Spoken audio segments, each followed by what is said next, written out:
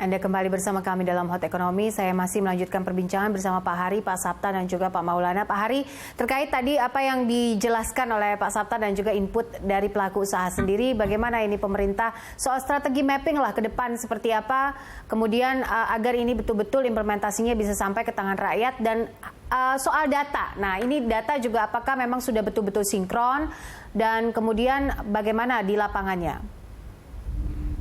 Ya, kami harus jujur, data itu yang paling berat sebenarnya. Pada saat kemarin juga mau melakukan stimulus-stimulus itu, terutama kalau bicara data tenaga kerja pariwisata, kami sangat sulit. Nah, kebetulan kalau dengan hotel kami punya bantuan dari PHRI, tapi di luar yang itu banyak sekali yang tidak lakukan. Nah, saya setuju dengan Pak Sapta bahwa tidak bisa semua disubsidi terus, harus ada investasi untuk nanti rebound. Dan saya tambahkan juga Pak Sapta, ini saya sedang lagi di Bali nih saat ini. Saya lagi di Bali dan kebetulan memang occupancy rate yang biasa di bawah 5%, saya dapat data setiap bulan ke Bali, di bawah 4-5%. Kali ini bisa 20%. Nah, kemarin saya nginep di Sofitel, pelayanan breakfastnya mereka kelabakan, karena yang datang banyak. Jadi setelah 6 bulan ini, skill untuk melayani secara cepat mungkin agak drop karena sudah lama tidak melayani banyak. Ya, itu juga yang saya concern agar sustainable daripada quality service level itu, kalau jedanya banyak drop dia.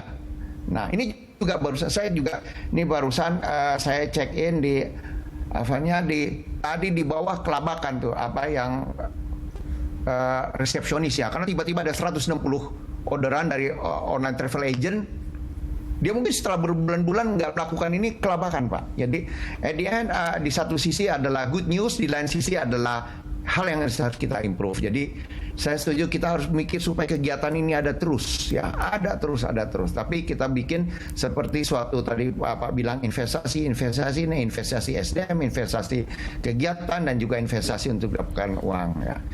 Nah, memang tadi kalau tanya, yang kita lakukan sekarang yang hibah pariwisata ini adalah taktis ya, jangka pendek. Kita harus memikirkan jangka panjang. Saya belum bisa cerita dan belum bisa share karena benar kita sedang memikirkan bagaimana untuk 2021 ya. Tapi yang penting adalah begini, konsepnya adalah mengatur demand and supply. Tidak cukup supply saja. Ya, kita bicara hotel, restoran itu kan supply saja. At the end adalah kembali pariwisata adalah demand-nya harus kita hidupkan. Nah, demand ini kita tahun ini adalah wisatawan Nusantara. Ya, kita sedang berjuang untuk wisatawan asing. Nah, saya baru dapat kabar bahwa kita sedang fight untuk travel bubble, Bapak Ibu sekalian. Travel bubble, travel corridor arrangement yang kita sedang fight ini sekarang dengan 4 negara, United Arab Emirates, China, Korea, dan Singapura. Saat ini itu hanya untuk essential business saja. Jadi kalau kita ada orang asing datang tuh essential business, at least mereka bisa datang sini ya, nginap di hotel atau ada meeting, tapi kita tetap fight untuk nanti bisa. Dan mungkin nanti travel bubble itu bukan country to country, saya pikir belum tentu benar. Nanti bisa aja point to point. Dari mana di Korea dengan hanya Bali gitu. Ya.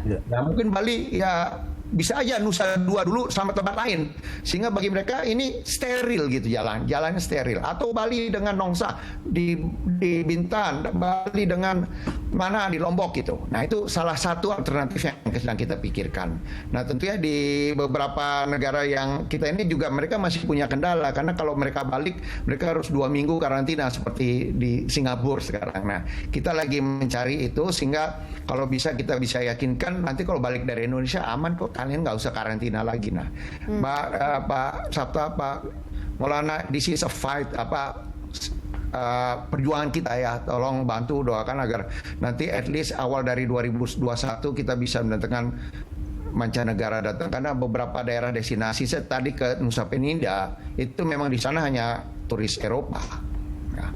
Di Lombok juga di desa wisata tuh banyak kan mereka bilang ini dari Eropa, dan kalau wisata Nusantara sekarang mungkin tidak ke desa-desa wisata itu. Jadi kita penting sekali wisatawan asing itu harus bisa kita bawa ke Indonesia. yang mudah-mudahan kita bisa laksanakan ini semua, demand and supply terjaga. Terima kasih. Oke, baik. Saya ingin tanggapan Pak Maulana soal ini. Tentang rencana-rencana pemerintah ini, apa yang saat ini harus difokuskan? Mungkin untuk short term hingga akhir tahun 2020 ini.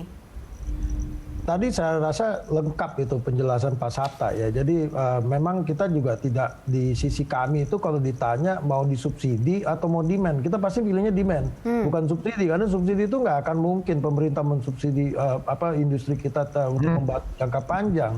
Jadi kita perlu demand. Nah, untuk itu di kami selalu menyampaikan, tadi Pak Sabta sebenarnya sudah bicara sebenarnya, menyampaikan kepada pemerintah itu untuk menjadi trigger. Kenapa? Karena bisnis tourism itu yang terbesar untuk pergerakan domestik sebenarnya untuk di sisi kalau kita baca dari okupansi hotel. Jadi sebenarnya sangat mudah. Jadi sangat mudah apa yang bisa kita lakukan terhadap pemerintah. Contoh ya, sebagai contoh misalnya Januari. Setiap tahun year on year itu okupansi itu low season itu ada di Januari sampai Maret.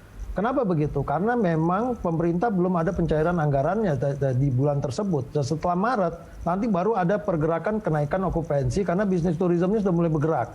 Nah, kalau kita bicara leisure itu kalau kita bicara domestik kita sudah bisa lah memetakan semuanya. Ada tiga kali event yang paling besar itu adalah Lebaran tahun baru, Lebaran Natal tahun baru, dan libur sekolah, paling itu. Itu yang paling bisa kita baca, sehingga bisnis tourism aja seperti sekarang terjadi. Tadi Pak Hari juga sudah menyampaikan, alhamdulillah Pak Hari sudah melakukan inspeksi langsung ke destinasi sehingga lihat fakta yang terjadi. Memang mesti dipahamin ada kepanikan juga mungkin dari para pelaku. Itu adalah masalah efisiensi itu Pak. Kita nggak siap untuk lonjakan juga karena kita juga nggak yakin pasar itu akan meningkat, dan meningkat itu juga sifatnya sementara. Nah, jadi makanya terjadi di situ ada lonjakan-lonjakan, mungkin terjadi apapun nanti itu setiap operation itu pasti harus dilakukan evaluasi day to day itu sama setiap para pelaku. Okay. Nah, jadi sekali lagi kami berharap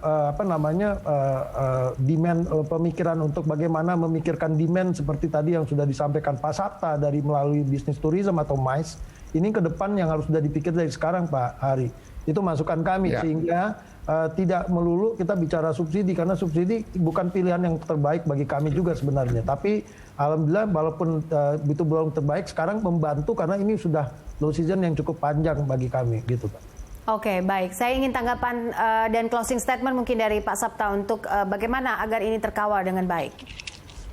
Ya, menurut saya kita harus realistis ya, dan itu juga data global kita. Ya, umpamanya saya ambil contoh Prancis lah. Prancis itu 88 juta setahun. Sekarang 8 juta juga nggak nyampe dia. Kan dia juga melakukan lockdown lagi untuk tidak membuka klub malamnya, restoran, dan seterusnya. Artinya betapa beratnya pandemi ini. Jadi kita paham kalau industri kita juga sedang situasi itu. Tapi kan kita tidak boleh juga tinggal diam. Artinya apa? Kita harus berusaha. Salah satu usaha yang kita lakukan adalah dari kita untuk kita, terutama pemerintah, masyarakat, termasuk dunia usaha, BUMN. Nah juga itu, kalau umpamanya masing-masing ini menggerakkan aktivitas pariwisatanya, mestinya akan juga membantu stimulan untuk hotel, restoran.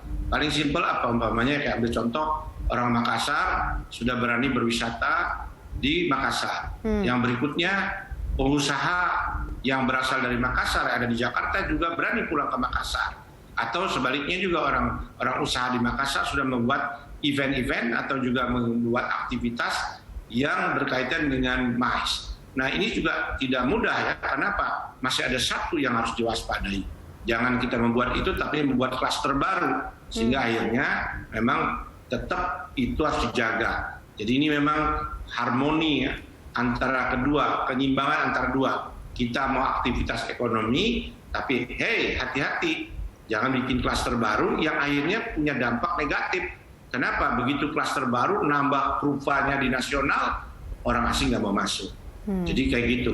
Bubble travel, betul saya setuju Pak Hari, kita harus poin ke poin karena gampang mengontrolnya. Kalau kalau Jakarta, ya kita tidak merekomend sementara ini kalau internasional karena kita masih struggle untuk itu. Tapi kalau maunya Bali dengan Phuket atau Bali dengan Seoul atau ya dengan Busan, itu masih bisa terkontrol dari dua itu dengan praktek protokol. Hanya betul ya jangan sampai juga yang ke sini dikenakan baliknya apa yang disebut dengan karantin dan seterusnya. Nah, yang paling utama menurut saya dari travel ini di ASEAN. Nah, ini gimana negara-negara ASEAN ini, kita kan termasuk founders di situ. Cobalah jangan terlalu individualistis. Masa Malaysia sendiri nggak menerima Pak Maulana, Pak Alan ke sana? Yang betul aja di situ berapa padang keturunan di sana. Saya juga punya anak nggak bisa pulang-pulang tuh. Itu kan sesuatu yang perlu kita rundingkan gimana cara jalan keluarnya, sehingga orang-orang Malaysia yang 3 flight ke Bandung dengan AirAsia itu bisa jalan lagi, itu Mbak Popi. Jadi inilah yang menjadi strategi base dari pemerintah. Jadi berpikir short term untuk ngobatin tapi juga harus berpikir ke depan medium term dan menggerakkan aktivitas yang ada di daerah bersama-sama dengan stakeholder lain termasuk BUMN, BUMD dan juga masyarakat pengusaha di situ, sehingga revive-nya juga dengan lokal itu yang realistis menurut saya, atau domestik. Terima kasih. Oke, baik. Pak Sapta, terima kasih untuk inputnya kepada pemerintah dan juga bincang-bincangnya di sini. Pak Maulana juga terima kasih untuk waktunya. Pak Hari, terima kasih juga untuk waktunya bersama kami dalam Hot Economy. Sehat-sehat terus, Bapak-bapak. Selamat malam. Pemirsa, sampai di sini kebersamaan kita dalam Hot Economy. Anda bisa mengirimkan informasi dan saran ke email kami di redaksi @berita1.tv atau follow kami via Twitter, Facebook, YouTube, dan Instagram. Saya Poppy Zedra. Terima kasih.